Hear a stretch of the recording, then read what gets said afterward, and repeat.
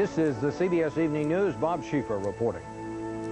Good evening. The body of a U.S. Air Force pilot killed in the 1986 attack on Libya was flown to Spain today after a shocking case of mistaken identity was cleared up. A Pentagon spokesman says the body will arrive at Delaware's Dover Air Force Base on Monday. All this during another low point in U.S.-Libya relations, and Bert Quinton Rome has our report.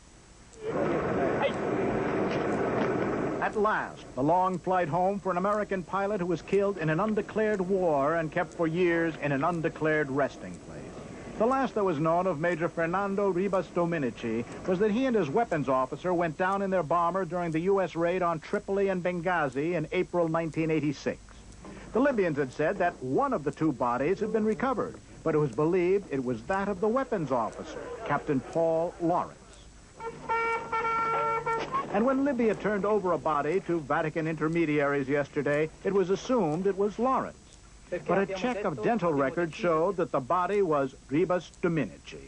Lawrence's body is still missing. The Libyans say they returned the body as a humanitarian gesture, but the fact is they held it for nearly 3 years, obviously intending to use it as a political bargaining chip. Apparently, that chip is being cashed in now. We wish good relation with the American people. And that was not the Libyans who began the actions of aggression, etc. But the timing indicates that fear could be a factor, too. The decision to send the body back was announced before Christmas, when the Americans started talking about possible action against the alleged chemical weapons plant in Libya. Colonel Gaddafi might have been trying to head off that action by waving an olive branch. Whatever the reason, a pilot who for so many months was missing in action is now to be buried at home. Bert Quint, CBS News, Rome. NATO and the Warsaw Pact agreed today to hold new talks on reducing conventional weapons in Europe starting in March. Agreement came after NATO allies Turkey and Greece settled a territorial dispute that had threatened to block the talks. Today's agreement also clears the way for next week's signing of a major East-West human rights pact in Vienna. Well, the big news from Florida today is about a big fish. President-elect Bush reported on his word of honor. He said that he caught a 13-pound bonefish. He promises photographic evidence later. In the meantime, Mark Phillips says the other news from the Bush expedition. It may seem an unlikely setting, but down here in the semi-tropical paradise of the Florida Keys, a major issue of state is being resolved. I don't see why a man should have to change his whole lifestyle just to be a president.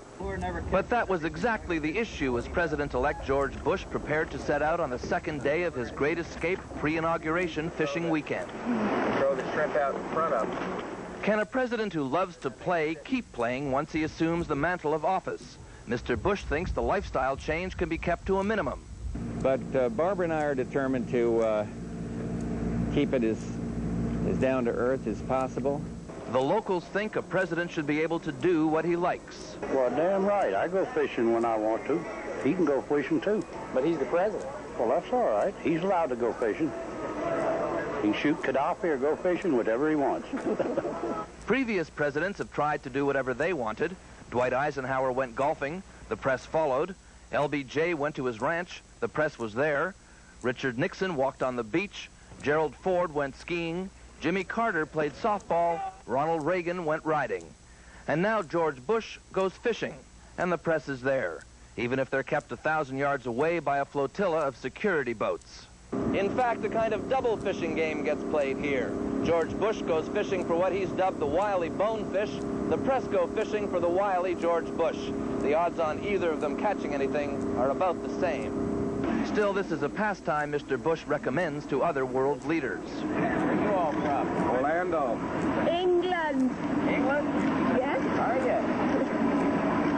Margaret Thatcher like a little bone fishing action? Mark Phillips, CBS News, Islamorada, Florida. For Ronald Reagan, with only a few days remaining in his presidency, it was goodbye today to his radio address and to another Reagan tradition. Linda Tyra reports. President Reagan left the White House today for his final weekend at Camp David, a sentimental journey as his 8 years in office draws to an end. Earlier, Mr. Reagan nostalgically closed the chapter on one of the cherished trademarks of his presidency. He delivered his 331st and last Saturday radio address. For me, it's been a special relationship. Believe me, Saturdays will never seem the same. I'll miss you. The president's radio addresses began on April 3rd, 1982. I'd like to take a few minutes of your time. For 5 minutes on Saturdays, Ronald Reagan unedited and uninterrupted ruled radio stations across America. He spoke on issues as diverse as contra-aid, the budget deficit, and the worst crisis of his presidency, the Iran-Contra affair. It's obvious that the execution of these policies was flawed and mistakes were made. Sometimes he reported on the loss of American lives. I'll be going to Andrews Air Force Base to meet one of our Air Force planes, bringing home 16 Americans who died this week in the terrorist attack on the United States Embassy in Beirut. In one notable address in 1984, the mics were open and Mr. Reagan was not yet supposed to be on the air. I've signed legislation that will outlaw Russia forever. We begin bombing in 5 minutes. I think he had some fun out of that. And I think he was also subliminally trying to send a signal to some of his old supporters.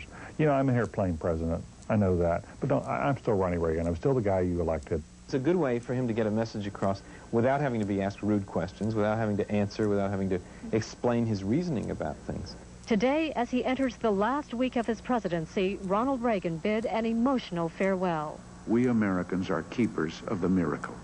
We are asked to be guardians of a place to come to, a place to start again, a place to live in the dignity God meant for his children. May it ever be so. Thanks for listening, and God bless you. The radio mics have been turned off at the Oval Office, but it's believed Mr. Reagan will soon and easily find somewhere else to talk on the radio. Linda Tyra, CBS News, the White House. And coming up next on tonight's CBS Evening News, a report on President Reagan's man about the houses, and later one last battle for a U.S. military base, and it's a real beauty.